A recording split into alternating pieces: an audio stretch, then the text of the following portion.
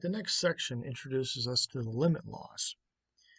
The limit laws act much as you would expect given knowledge of algebra. Um, the first of the limit laws is sum, and essentially the limit of the sum is the sum of the limits. So if you take the limit of two different functions added together at the same value, you can break them up and take each limit individually. And as we note from above, the limit of f of x is L, and the limit of g of x is m, so we just add those together. Similarly, for the difference laws, the limit of the difference is the difference of the limits. We just subtract. If you multiply through by some constant number, it's not going to change your limit. So basically, you just multiply by a scalar, you move your graph up or down or whatever, it's not going to change. You're going to have your limit L multiplied by whatever that scalar is. You're able to pull that scalar out as needed too. The product law. The limit of the product is the product of limits. So we take the limit of the two functions multiplied together. We get the limit of the first multiplied by the limit of the second. Similarly, if we take the quotients of two different functions, the limit of that is going to be the limit of the numerator over the limit of the denominator, provided that we don't have a zero in the denominator, of course. And the power rule and root rule are essentially the same thing because root is a type of power.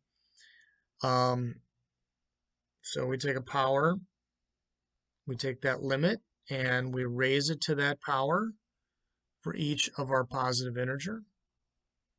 And if we take a root, which is just going to be some fraction, if we have n being an odd number, so if we take some sort of cube root or fifth root or something like that, we're fine, because you can take the cube root of a negative number and have no problem.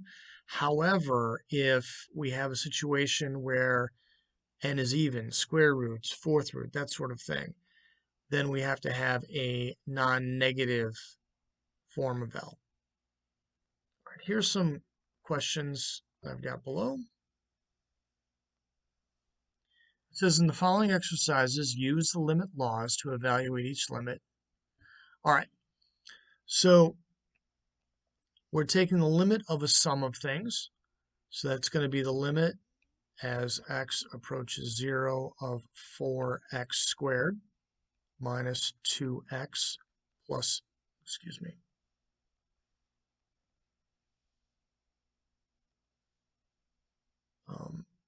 minus the limit of x approaches 0 of 2x plus the limit as x approaches 0 of 3. Okay, this is then going to equal that first one. We can bring out the 4, so we've got 4 in front of our limit, and we're going to take the limit as x,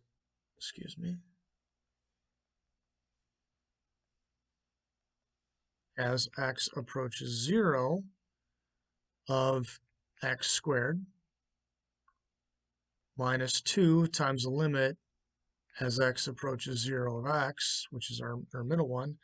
And finally, that third one, limit as x approaches 0 of 3. 3 is a constant, so that's just going to be plus 3. That's the limit of that one. We still have a 4 here, and this becomes the limit as x approaches 0 of x all squared minus 2, but the limit of x approaches 0 of x is 0. And then the 3 comes back. So this we have 4 times 0 squared minus 0 plus 3. And that's 0, so we just have 3.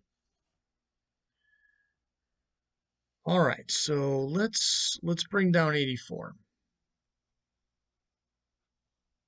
And we have two different functions. So this is going to equal the limit as x as x approaches 1 for x cubed plus 3x squared plus 5 over the limit of x approaching 1 of 4 minus 7x. Again, provided we don't get a 0 in the denominator. This equals, now we have a sum up top, so that's going to be equal to limit as x approaches 1 of x cubed plus limit as x approaches 1 of 3x squared and plus limit of x approaches 1 of 5 all over our denominator, which is limit as x approaches 1 of 4 minus 7 times the limit of x approaches 1 of x. I've already taken that out.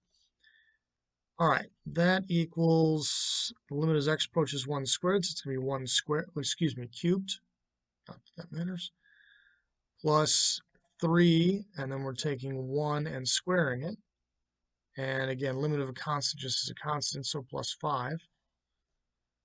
Limit of this constant in the denominator is just 4, so it's minus 7 times 1, which gives us, what is that, 8, 9 over negative 3. And we don't have a 0 in the denominator, so we're fine. I think that's good for now.